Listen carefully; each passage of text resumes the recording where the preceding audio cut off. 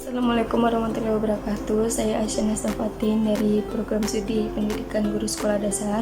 Di sini saya akan menjelaskan materi tentang pendidikan inklusif. Apa aja sih pendidikan inklusif itu?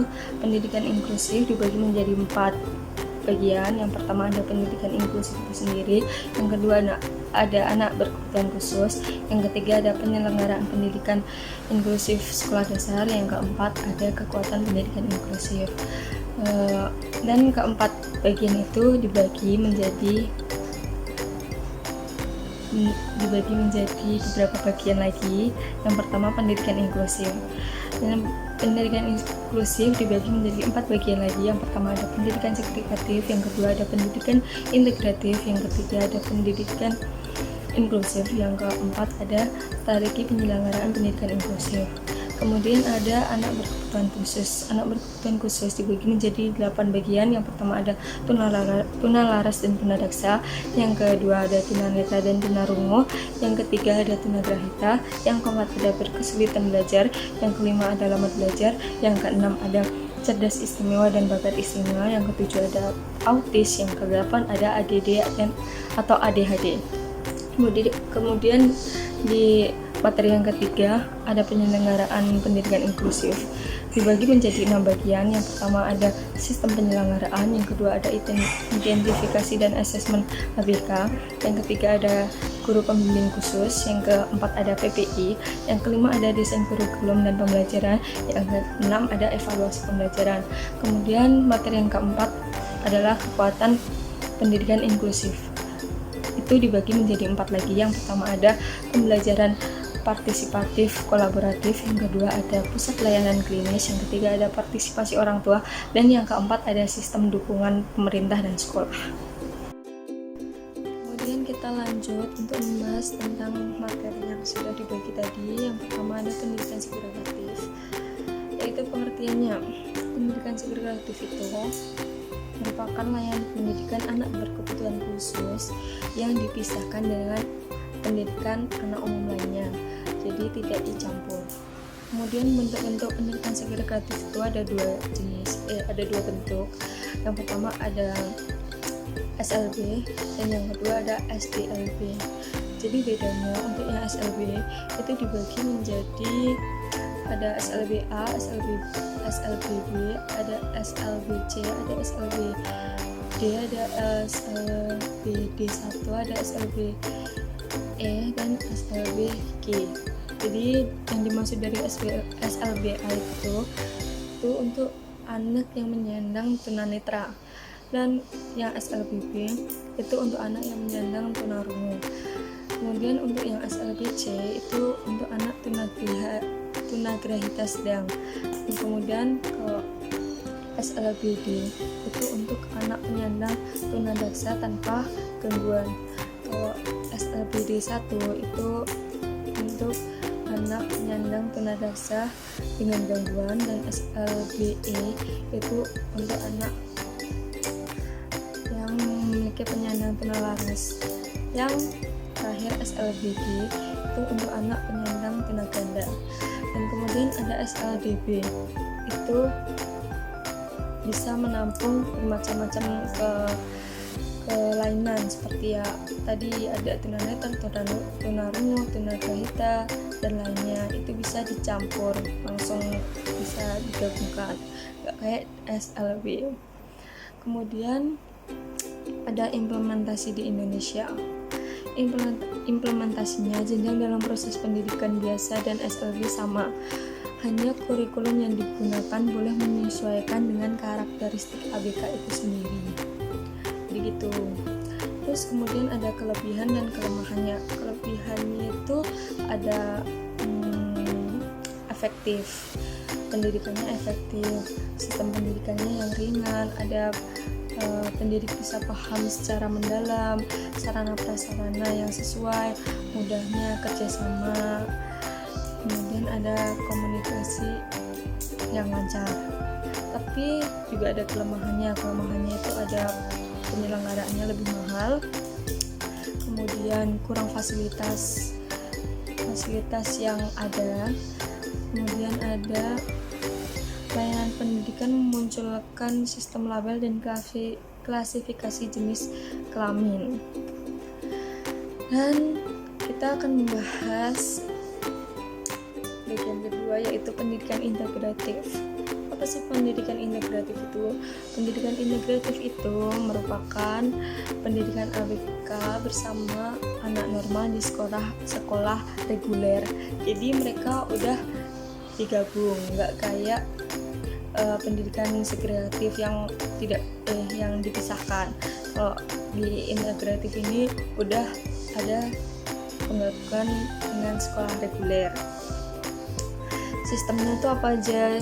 Sistem pendidikan integratif itu yang pertama bisa menyesuaikan diri dengan lingkungannya, yang kedua ada mempelajari tentang perilaku, sikap, dan keterampilan, yang ketiga ada mengidentifikasi dan meniru, yang keempat ada mudah berbaur dengan teman, yang selanjutnya menumbuhkan sikap saling percaya. Jadi anak bisa tumbuh kembang sesuai dengan anak umum lainnya. Yang ketiga ada jenisnya, jenis pendidikan integratif. Yang pertama itu ada integrasi lokasi fisik, yang kedua ada integrasi aspek sosial, dan yang ketiga ada integrasi fungsional. Integrasi lokasi fisik itu kayak gimana? Yang pertama itu ada, jadi integrasi lokasi fisik, anak berkebutuhan khusus mendapat layanan khusus. Yang kedua ada aspek sosial. Itu maksudnya jadi anak ABK diwajibkan mengikuti siswa kegiatan belajar. Yang integrasi fungsional, ABK udah mencakup lokasi fisik dan aspek sosialnya. Kemudian ada kelebihan dan kelemahannya. Kelebihannya memfokuskan pada setiap pembelajaran, memotivasi peserta didik, terus guru memberikan perhatian untuk pembelajaran yang efektif dan efisien. Tapi juga ada kekurangannya. Yang pertama ada kurangnya sumber daya alam, pendanaan yang kurang, kebijakan yang kurang konsisten, dan ketidaksiapan psikologi pendidikan. Kemudian kita lanjut, ada pendidikan inklusif. Itu ada 4 bagian lagi. Yang pertama ada pengertiannya. Apa sih pengertian tentang pendidikan inklusif? Pengertian pendidikan inklusif adalah pendidikan yang ramah bagi semua. Jadi anak berkebutuhan khusus dan anak-anak reguler lainnya bercampur di suatu sekolah dan mendapatkan hak mereka untuk belajar. Kemudian ada tujuan dan manfaat. Tujuan dan manfaatnya itu ada memberikan kesempatan peserta didik yang memiliki kelainan fisik, emosi, dan sosialnya. Kemudian ada mewujudkan penyelenggaraan pendidikan yang menghormati semua peserta didik. Kemudian ada faktor yang mempengaruhi, ada faktor fungsional dan struktural. Faktor fungsional itu berasal dari kebutuhannya. Namun faktor fungsional dapat menemukan persepsi dan mengembangkan potensi anak berkebutuhan khusus. Kemudian ada faktor struktural yang berasal dari stimulus fisik kepada efek syarat. Struktural itu dapat menentukan persepsi dalam memahami suatu peristiwa. Kemudian implementasinya, pendidikan inklusif di Indonesia harus ditindaklanjuti dengan peraturan-peraturan seperti guru mampu mengetahui cara mengajar anaknya, memiliki hak untuk belajar. Kemudian guru mempunyai sikap yang menghargai siswanya. Kita lanjut ke strategi penyelenggaraan pendidikan inklusif. Yang pertama ada pengertiannya. Pengertiannya adalah inklusif bukan suatu mekanisme untuk memindahkan anak yang kurang beruntung secara pendidikan sebagai arus utama dari pendidikan khusus. Tujuan penyelenggaraannya dapat mencerdaskan kehidupan bangsa. Yang kedua ada memberi kesempatan para peserta didik, dan ketiga ada terciptanya pendidikan yang beraneka ragam, dan yang terakhir ada memberikan peluang kepada peserta didik. Landasan yang digunakan adalah landasan yuridis, ada landasan empiris, dan filosofis. Kemudian ada strategi penyelenggaraannya. Yang pertama ada akomodasi dan modifikasi. Akomodasi itu mempelajari isi kurikulum yang sama, jadi anak tidak dibeda-bedakan dan mempelajari kurikulum yang sama. Namun siswa juga bisa mendapat pembelajaran dengan yang berbeda-beda. Kemudian ada modifikasi, peserta didik kurang belajar atau beda kurikuler. Jadi maksudnya modifikasi dilakukan saat memberi tugas atau tes atau lembar kerja seperti itu. Kemudian ada kendala yang dihadapi. Apa aja sih strategi penyelenggaraan yang ada kendalanya? Seperti ada faktor personal, faktor pembiayaan, faktor budaya, faktor peran peserta, pemerintah, dan faktor profesional guru. Faktor personal itu rendahnya tingkat kesadaran guru dalam mengutamakan mutu pembelajaran.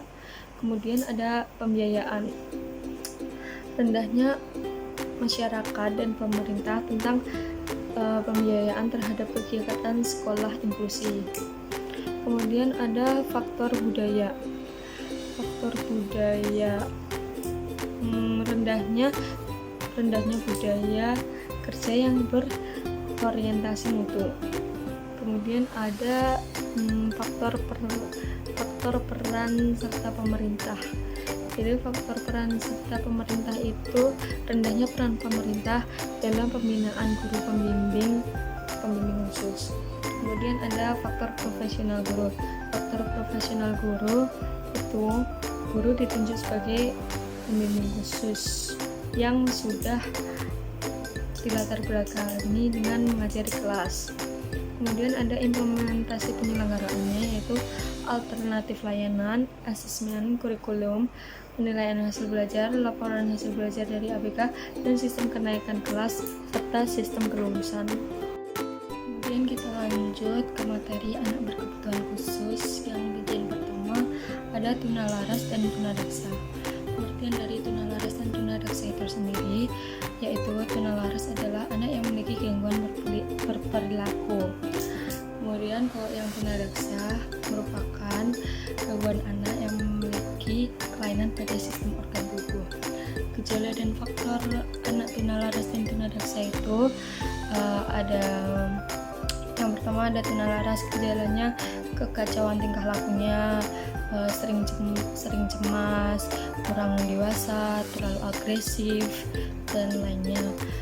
Terus kalau faktor penyebabnya karena ada masalah dengan individu anaknya, keluarganya, sekolah, dan budayanya. Kemudian tunadaksa gejalanya itu ada kelumpuhan, kesulitan dalam bergerak, bagian tubuh cacat. Kemudian ada faktor penyebabnya. Faktornya adalah pada waktu melahirkan atau setelah melahirkan itu sendiri. Kemudian ada pendidikan untuk tunalaras dan tunadaksa. Pendidikan untuk tunalaras dan tunadaksa adalah adanya peluang bagi penyandang disabilitas untuk menyamakan kesempatan dalam aspek hidupnya. Jadi walaupun dia memiliki penyandang seperti itu, mereka juga berhak memiliki pendidikan yang layak. Kemudian ada layanan dan faktor pendukung perkembangan. Layanannya yaitu ada perhatian serta pengetahuan yang lebih kepada anak berkebutuhan khusus, memberikan reward positif terhadap apa yang sudah dilakukan kepada anak berkebutuhan khusus, dan selanjutnya ada meningkatkan motivasi anak tersebut. Faktor pendukungnya ada dengan olahraga melalui permainan tradisional agar terbiasa dengan lingkungan sekitarnya. Kemudian ada tunanetra dan tunarungu. Karakteristik dari tunanetra dan tunarungu itu adalah tunarungu biasa dari segi fisik, motorik, perilaku, akademik, pribadi, dan sosial. Kalau tunarungu dari segi inteligensi, segi bahasa dan bicara, segi emosional, dan segi sosial kepribadian. Kemudian ada faktor penyebab dan gejalanya. Faktor penyebab dari tunanetra dan tunarungu, yang pertama ada tunanetra. Tunanetra itu ada prenatal dan postnatal. Prenatal itu faktor keturunan apabila terjadi perkawinan dengan saudaranya. Kalau postnatal biasanya kerusakan pada organ mata atau saraf mata saat persalinan akibat benturan keras. Seperti itu. Kemudian ada tunarungu, faktornya sebelum melahirkan, saat melahirkan, dan sesudah melahirkan. Sebelum melahirkan seperti ada keturunan, campak, cacar. Saat melahirkan ada kelahiran prematur, bisa terjadi melahirkan yang berlangsung lama, itu bisa terjadi juga. Dan sesudah melahirkan biasanya itu ada kesalahan dalam infeksi meningitis, keturunan atau lain sebagainya. Itu. Kemudian ada bimbingan pendidikan bagi tunanetra dan tunarungu. Untuk tunanetra biasanya menggunakan media belajar tulisan braille dengan memanfaatkan indera perabanya. Jika tunarungu, pelaksanaannya harus bersifat visual. Kemudian ada cerdas, istimewa, dan bakat. Pengertiannya adalah anak yang memiliki kemampuan intelektual dan non-intelektual sehingga mengharuskan layanan pendidikan secara khusus.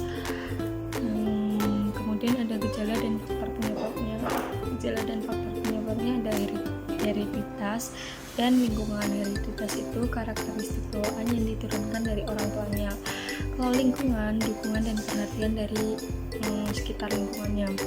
Kemudian ada ciri-cirinya. Ciri-cirinya biasanya untuk anak cerdas, istimewa, dan bakat adalah memiliki cenderung lebih menonjol dalam kosakata cepat, cepat menguasai bahan pembelajaran, mempunyai informasi yang kaya, itu. Kemudian ada jenis-jenisnya. Jenis-jenis cerdas, istimewa, dan bakat yaitu ada jenius dengan IQ lebih dari 180, ada gifted yang IQ-nya 140 sampai 179, ada sangat superior IQ dengan 130 sampai 139, kemudian superior dengan IQ 120 sampai 129. Kemudian ada berkesulitan belajar. Kesulitan belajar itu pengertiannya memiliki kesulitan pada saat melaksanakan tugas-tugasnya di bidang akademik. Kemudian ada faktor penyebabnya, ada faktor organisasi, biologis, genetik, lingkungan. Yang pertama ada faktor organisasinya, itu disfungsinya sistem saraf pusat. Kemudian ada genetik, biasanya dipengaruhi dari faktor keturunannya. Lingkungan, dengan faktor lingkungan biasanya kondisi keluarga yang tidak menunjang dan lingkungannya yang tidak mendukung. Kemudian ada karakteristik kesulitan belajar karena hiperaktif, gangguan persepsi motorik, emosi yang labil, kurangnya koordinasi, dan adanya gangguan perhatian.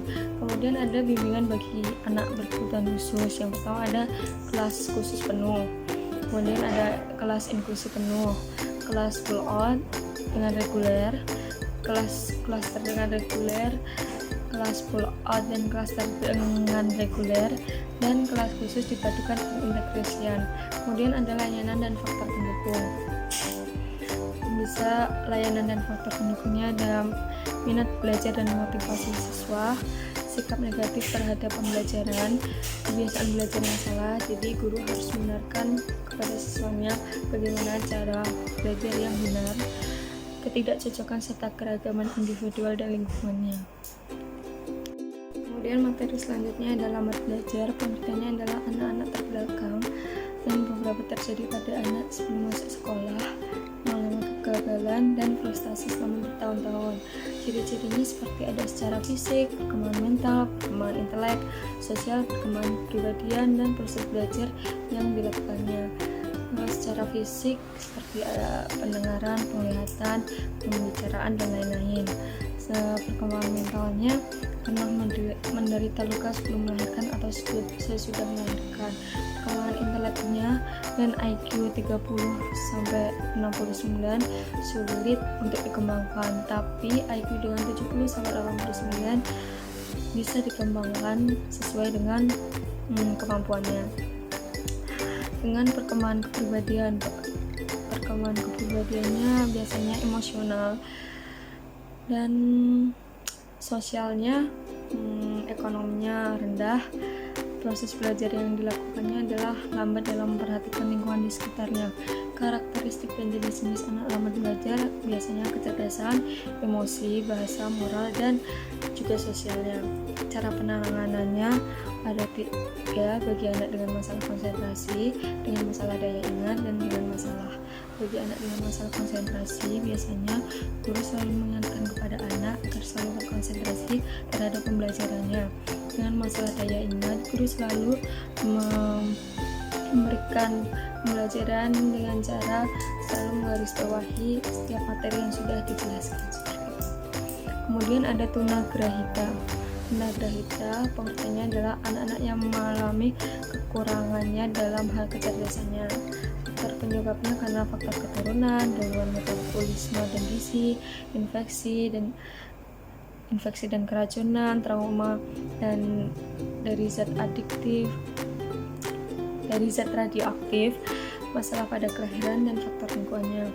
Pendidikannya biasanya ada kelas transisi, sekolah khusus, pendidikan terpadu, program sekolah di rumah, dan pendidikan inklusif. Layanan dan faktor pendukung perkembangannya. Layanannya adalah terapi gerak, terapi bermain, kemampuan merawat diri, keterampilan hidup, dan terapi bekerja. Itu untuk layanannya. Dan faktor pendukung perkembangannya biasanya adanya kebutuhan pendidik, perlunya pencapaian kebutuhan pendidik, cara untuk memenuhi kebutuhan pendidik.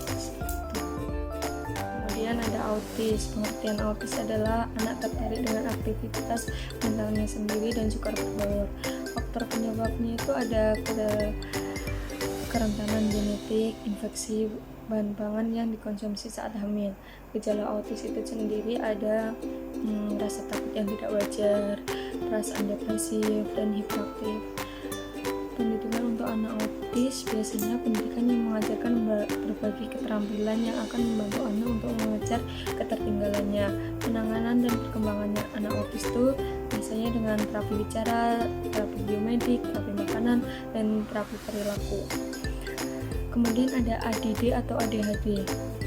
Apa sih ADD atau ADHD itu? ADD adalah Attention Deficit Disorder, biasanya gangguan pemusatan perhatian.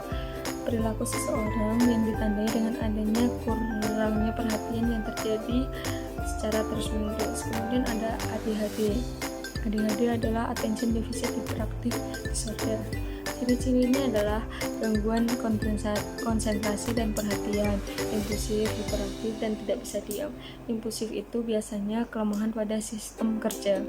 Kemudian ada penyebab anaknya. Ada faktor neurologik, faktor toksik, ada faktor genetik, dan faktor psikologis dan lingkungan. Cara penanganannya bisa dengan penanganan obat dan bantuan dari orang tuanya. Lanjut ke materi ketiga, yaitu penyelenggaraan inklusif sekolah dasar. Yang pertama ada sistem penyelenggaraan. Ada tujuan penyelenggaraan. Tujuan penyelenggaraannya adalah memberi kesempatan, membantu percepatan program wajib, membantu meningkatkan mutu pendidikan untuk anak berkebutuhan khusus. Model pembelajarannya adalah kelas reguler dengan klaster, kelas reguler dengan pull out, kelas reguler dengan klaster dan pull out, dan kelas khusus, dan yang terakhir ada kelas khusus penuh. Pengelolaan kurikulumnya adalah perencanaan kurikulum, pelaksanaan kurikulum, dan pengendalian kurikulum. Faktor pendukung dan penghambat. Faktor pendukungnya terdiri dari pendukung pihak sekolah dan luar sekolah. Kalau faktor penghambatnya adalah pemahaman sifat kepala sekolah dan guru yang masih belum optimal. Kemudian ada identifikasi dan asesmen. Identifikasi dan asesmen anak berkebutuhan khusus adalah mampu mencapai hasil belajar jika guru mampu mengidentifikasi data dari ahli lain. Kemudian mengidentifikasi ABK. Identifikasi anak ABK merupakan kegiatan awal yang mendahului proses asesmen. Kebijakan sekolah dalam mengelola yaitu memodifikasi kurikulum sesuai dengan anak ABK. Selanjutnya ada GPK adalah guru pendamping khusus. Pengertian GPK itu sistem penyelenggaraan pendidikan yang memberikan kesempatan semua peserta didik. Ada kompetensi GPK. Kompetensinya ada kepribadian, pedagogik, sosial, profesional, umum, dasar, dan khusus. Peran dan tugas GPK itu sendiri yaitu menyusun program pembelajaran individual anak berkebutuhan khusus, menyusun program layanan anak berkebutuhan khusus, dan mendampingi siswa dalam proses belajar mengajar. Kemudian selanjutnya ada program perencanaan individual.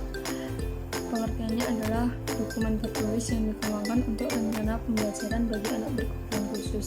Tujuan dari program perencanaan individual sendiri itu menstimulasikan antara kebutuhan siswa, tugas, dan perkembangan belajar siswa.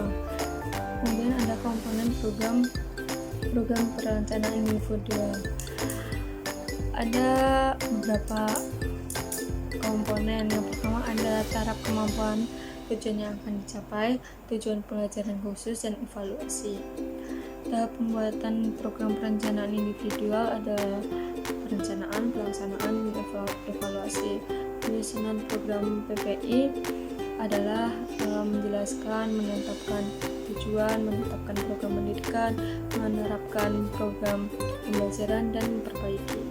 Langkah merumuskan PPI adalah menciptakan, menilai, mengembangkan, merancang, dan menentukan. Program pembelajaran individual adalah anak mendapatkan pendidikan khusus, maka anak akan terbiasa melakukan secara individu. Kemudian ada desain kurikulum dan pembelajaran. Pengertiannya adalah proses yang disengaja tentang suatu pemikiran.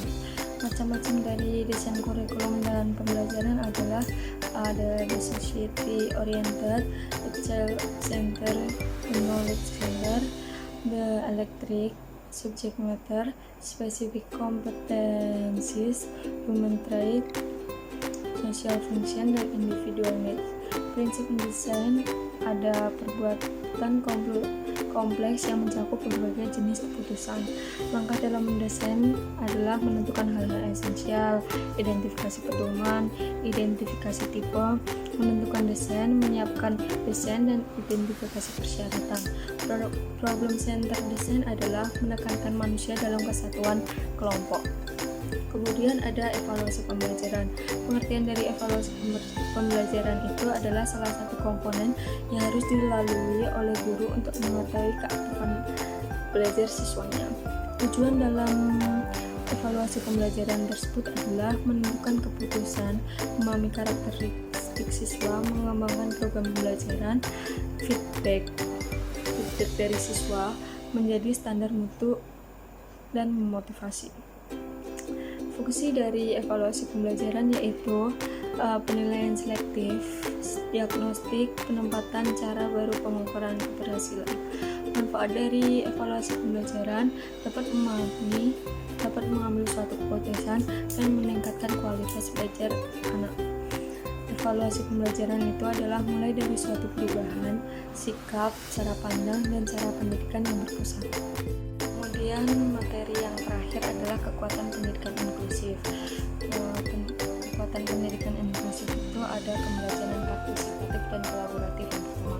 Pengertiannya adalah pembelajaran yang dilakukan dengan siswa turut berperan aktif selama proses pembelajaran. Manfaat dari pembelajaran partisipatif dan kolaboratif yaitu meningkatkan kepercayaan diri siswa, mampu mendalami bidang kemampuannya. Kemudian ada kelebihan dalam pembelajaran partisipatif dan kolaboratif yaitu mampu meningkatkan keaktifan siswanya. Keterbatasannya yaitu seorang guru tidak mampu menjadi sosok penengahnya.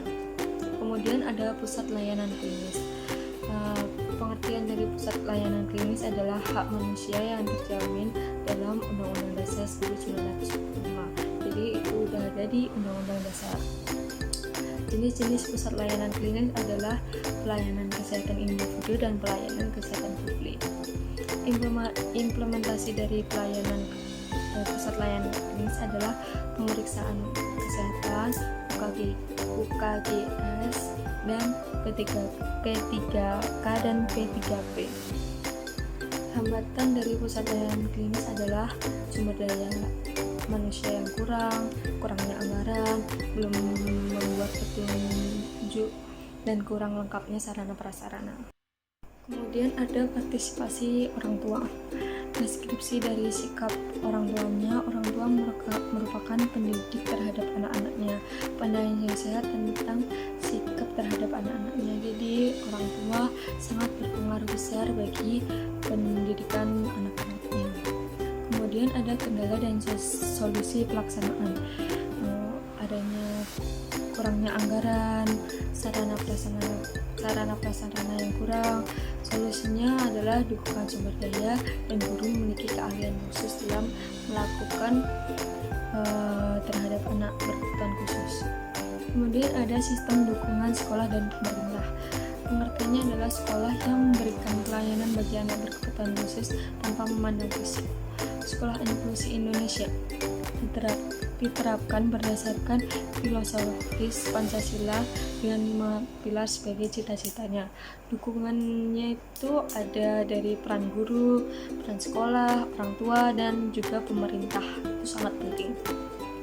Kebijakan pemerintah dalam sistem dukungan dan sekolah pemerintah yaitu pada UU nomor 4 tahun 1997 tentang penyandang cacat, UU nomor 23 tahun 2002 pasal 48 dan 49 tentang perlindungan anak, UU nomor 20 tahun 2003, Surat Edaran Dirjen Manajemen Pendidikan Dasar dan Menengah, Kemendiknas 380 OC 2003, 20 Januari 2003, Kemendiknas 70 tahun 2009 tentang pendidikan inklusif, PP No 17 tahun 2010 pasal 127 sampai 142 tentang pengelolaan dan penyelenggaraan pendidikan.